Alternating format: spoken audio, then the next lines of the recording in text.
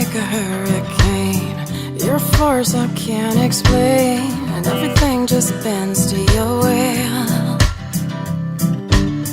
And I know this may be wrong, but the pull is just so strong, and I wanna know how you would feel if I told you I've been thinking for a minute. Every daydream has you in it these days. Could we cut to the part where you and I are toxic, and I just wanna put my box up for sale? Same street with the same cracks. You take the same falls, break the same back. If I had $1 bill for every love I thought was real, everyone would wanna be my friend. But for real, there's no reward, just the remnants of my heart and the wisdom to know it will mend. I will love again.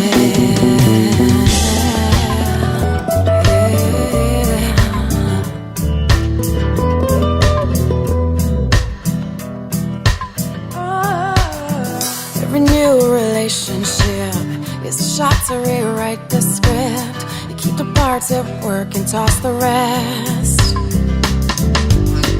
But we tend to repeat ourselves, so the next new someone else is a lot like the last one we left. Yeah, and you know time has a way of stealing moments.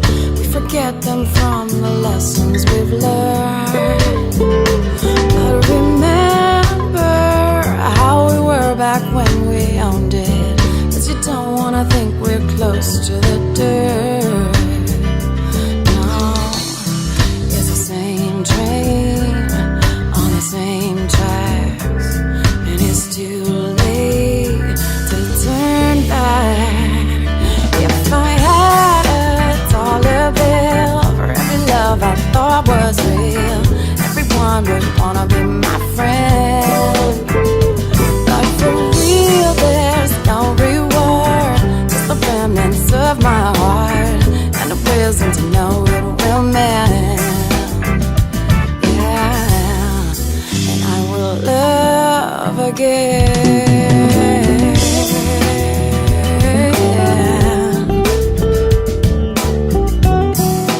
Oh, yeah.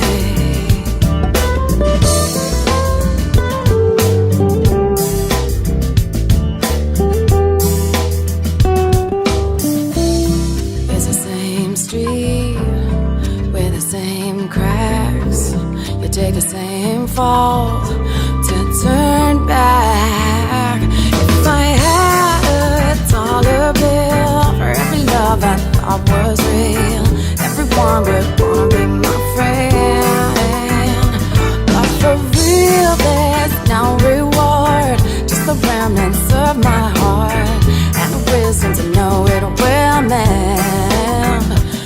If I had $1 bill for every love I thought was real, everyone would wanna be my friend. But for real, there's no reward, just the remnants of my heart and the wisdom to know it will mend. Yeah, I will love again.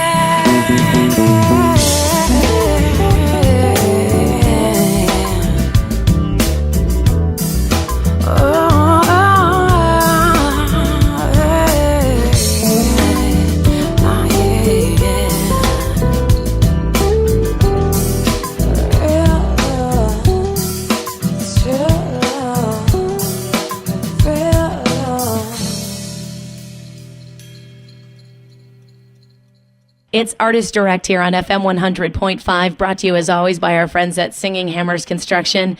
And I'm just thrilled. Jon and I just got to spin Love Again, which is the title track off of Alana Davis's brand new album. And Jon, guess who's on the phone with us? I would have to guess Alana Davis. That only makes sense. You're the smart one. Alana, thanks for joining us. Good morning. Good morning. Nice to meet you guys. You too. Nice to meet you too. The first question is, where are you living right now? Like, are you? You had to start with a complicated one, right? I know, because I was watching where you're touring right now, where have you been doing shows, and you just did one in LA, or you got Minneapolis. I'm trying to think, where is she? I have to be honest. Right now, I still live in the islands, but I keep a little studio in Miami so that I can get to you guys. I have to be able to. I mean, my base is the U.S. So I figure with a new record, I kind of have to be here, right? I got to be here. This is where I need to tour, And that would explain why you just did I just saw a television interview you did in Miami. So now I'm kind of getting it here. Yes. Well, and it's the closest place to get to the islands. It's like a 45-minute flight to any little tiny piece of sand. So it's the perfect place for me to kind of be in between. I can go back and forth. So let's talk about this new album because we can go back. I'm a child of the 80s and 90s, and right, me too. You too. And so I remember when 32 Flavors came out because I was also an Ani DeFranco fan. So it was really fun to hear your take, and it did so well. It really exploded. And then you had these albums out. You were doing a lot. We all know you from then, and then you took a break. And so Jon and I were talking off air, like. We sort of wanted to know why the break. What were you doing? 12 years. Long break. Well, it actually started with 9/11. That kind of was the beginning of my break. I ended up making another record after that a couple of years later, but as a New Yorker at that time, in 2001, everything changed, and I realized that the new record I had made was going to be a whole different thing. Everything was going to be a different process because suddenly we were terrified to tour. They wouldn't even let us fly. It became like such a different environment that I said, well, I think I have to do this really small time from here out in order to feel safe, in order to feel like I have control over it. And so I kind of did. I threw out my last record independently, and I had no idea what I was doing, naturally.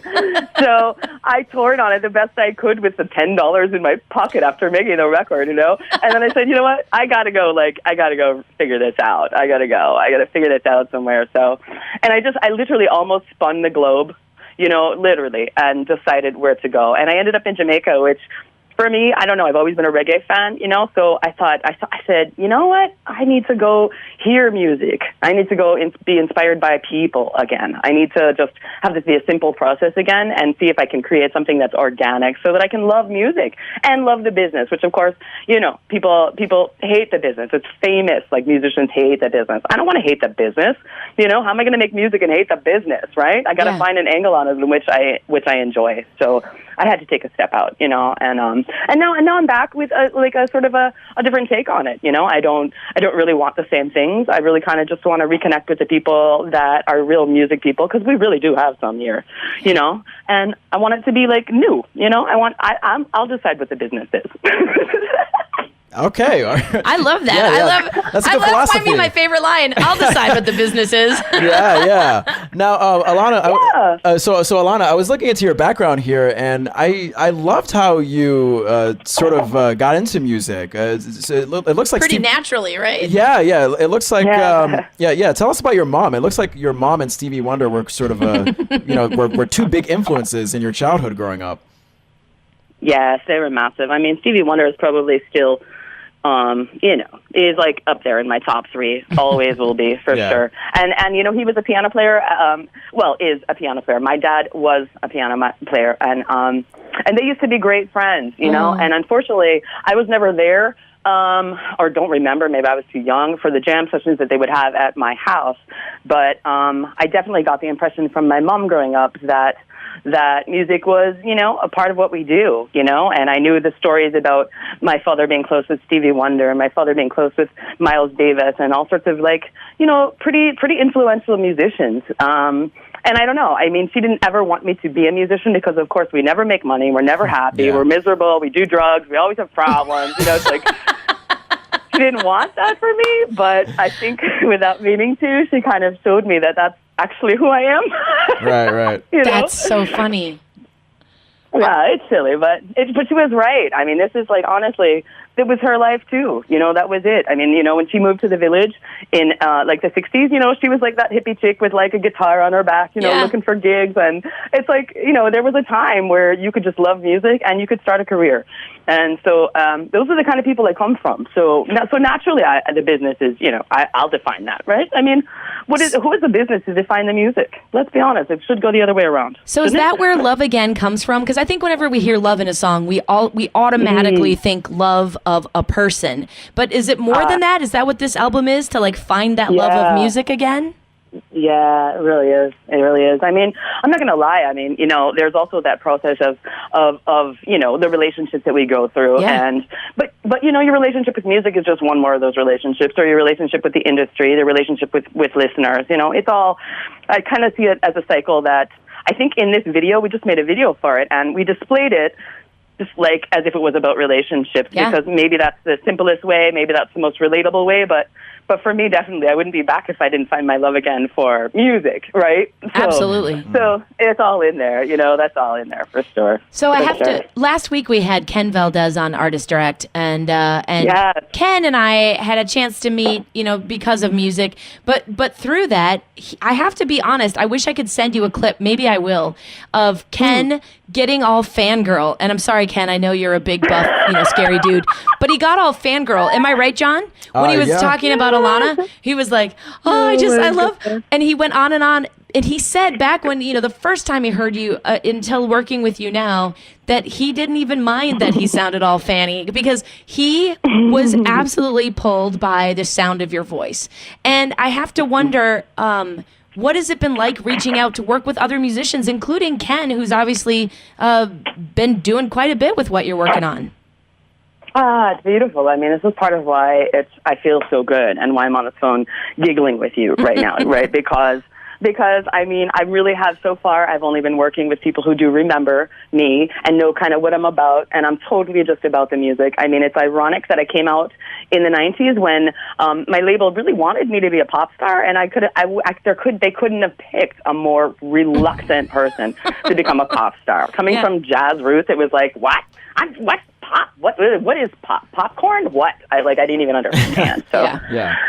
So, you know, so it's wonderful working with people like Ken who get it, you know, and who already kind of treat me with a level of respect that allows me to just, you know, not feel like I have to audition again. Let me just play my songs because they come from my heart, and that makes them genuine. That makes them valid. That makes them relevant. That's enough, you know. So that's been special. You know, I can't wait to do some shows with him. He added so much to my record, and it's because, you know, Fangirl knows my sensibilities so well. He plays parts that I wish I could have played. I'm like, I would have played that. That's brilliant, so awesome. You know?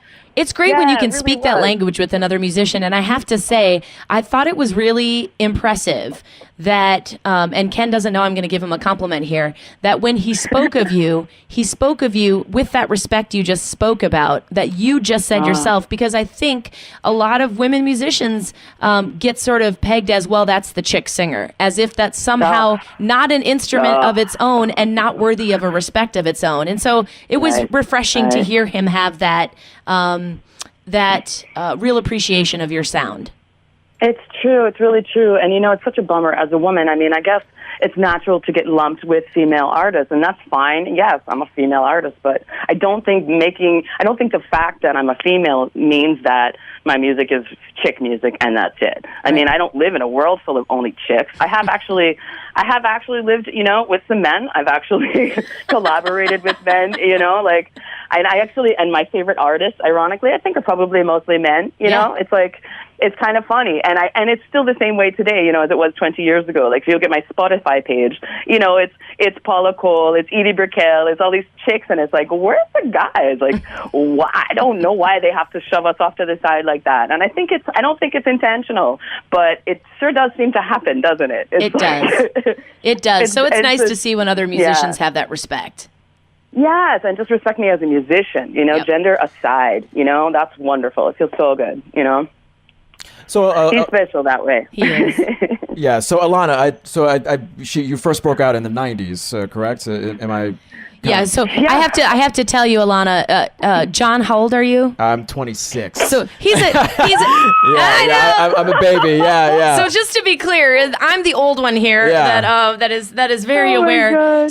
So Jon was being introduced to your music for the first time when we were talking about this. Pretty much, yeah. And So- that's why for he's sure. super excited too, because we were actually chatting about this, Yeah. and it's so cool that here's this album after 12 years of a break, Sure. Breaking out in the 90s, and then to say like, hey, here I am again. Are you ready to reach out to new fans like John Francois? I hope so. I'm dying to. I'm hoping that there's another generation of people really looking for some music that's kind of from the heart. I mean, I realize, that whole pop definition aside, or whatever is our history, there's where you're at today. And as an artist, my focus is really something very simple and connective, and I need new people to let me know that it's relevant. You know what I mean? I came back for the new people, so I hope you like it, Jon. Seriously, I hope so It's too. Yeah, and what was so? He hasn't had a chance to listen to the full album, so I'm kind of Yeah. excited. I'm actually going to send it with him, Alana. I've got a good taste in the music. good. Yeah. So what You was got a taste? what was the response like when you first broke out in the 90s? Well, what was the sort of the listener response like?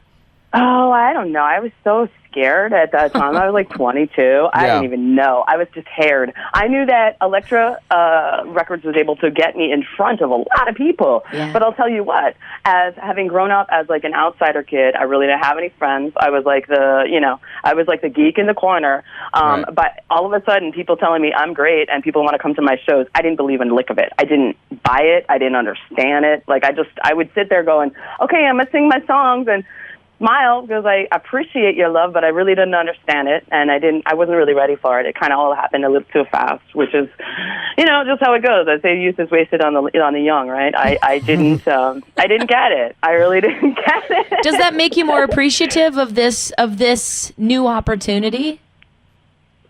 I bet it does. I think so. Yeah, because now I want it. Now I really want the attention, not from everybody. I don't need to go, on the late shows and be a star because that's just another 4-letter word, right? But I do want to connect with the people for whom I know I made this music. I mean, let's be honest. I mean, I'm an individual with individual experiences, as we all are, but there's a human spirit that connects us all, and I'd like to think that there's just a vibration when I play that'll ring true with some people, and I want to reach those people, whoever they are. I know it's not everybody, but in this big world, I'd like to think there's a handful, that are happy that I came back or happy to discover me, because I've got a lot more songs I want to write again. I'm back, and I've kind of got this fire again, okay, I'm back. So I got to find some people who want to listen.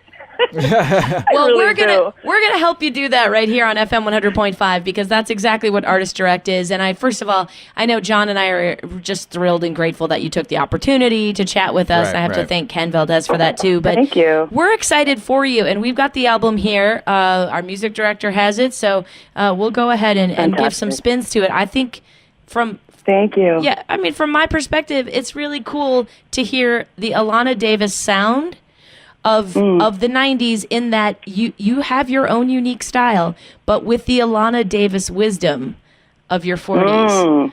That's kind of cool, girl. I like it. Thank you, Jenny. I appreciate it. Well, look, at least my record's for you then, huh? Right. Oh, I got you. I got one. Yeah, right. I'm here. Although, when I hear Jon, listening to it in the other room and wiping his eyes because he feels a moment, then I'll let you know, okay? Yes. Okay, yes, please let me know. Well, I've really arrived. Right? Let's talk about the song we're going to end with here. Right. And before we do that, where's the best place for folks to connect with you, to connect with your music, and really keep up with you socially? Well, I have to admit to being a little bit of a dinosaur. So social media is something that I do, but I have to admit it's kind of a chore. I don't totally understand it. Like every time I post something on Instagram, I kind of want to go hashtag what the hell is a hashtag? Like I don't even understand what is really going on. But I'm trying. And I think, Facebook is probably my most active place right now, where I read messages and I reply to people, and I can post shows and stuff like that. But I'm trying to also get that going, on Spotify now. I think I can do that as well. all of those social sites, all of those sites. But I'm kind of learning. I need a little help. Ken helps me with my Twitter. I'm not going to lie. I need a little help with some of these things. Everybody has help. Hire me. I could help you. I could help you, Alana. I got super excited. Oh, you should help her. That would be awesome. I'm the millennial. I like it. I'm the millennial. You're the millennial. There you go. Yeah, so I can help. That's it. So I can help you with the social media, and then I can learn about more about your music along the way. Let's go. I'll send you my number. Let's go. This is going to be fun. Making connections. Let's do this. Well, before we go, we've got to make sure we get a chance to play the next track off of your album that we want to play. Yes, this next track is called Getaway from Alana Davis. And once again, this is Artist Direct on FM 100.5. All thanks to Singing Hammers Construction. I need a getaway to ease up my mind.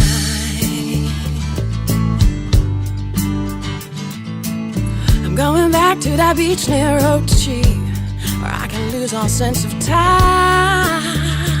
Yeah, I've been running for years like a hamster on a wheel. Before I go totally numb, I need something I can feel, yeah. We move so quickly, but we get nowhere. Forget these first world problems, I don't care. I'm gone. I got me an island in the sun. Yes, I do. Baby, I'm gone. I'll write you a postcard if you want, just for you. I'm gone.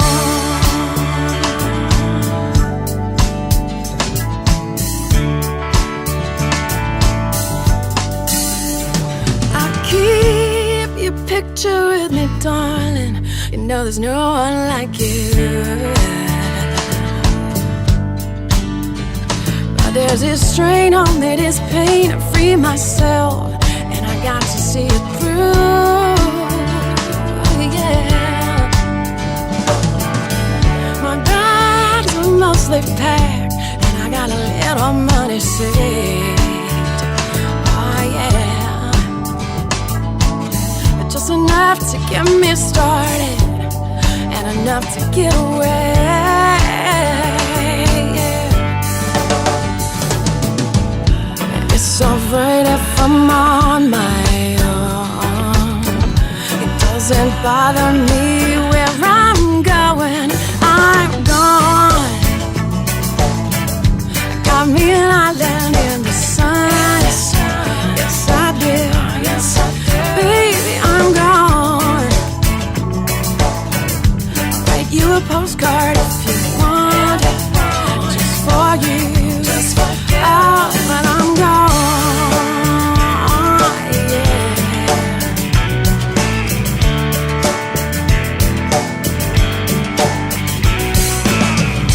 Just because of your back against the wall, it don't mean you're riding for no. And we made the choice after all, and we'll be better if we get away. Ah, yeah.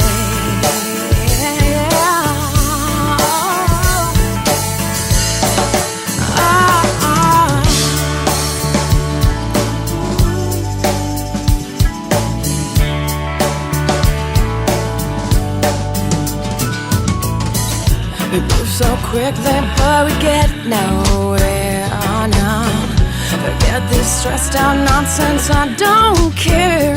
I'm gone. Yeah. I got me an island in the sun. Yes, I do. Yes, oh, baby, I'm gone. I'll write you a postcard if you want, just for you. Oh, I'm gone. I got me a spliff, I got some rum.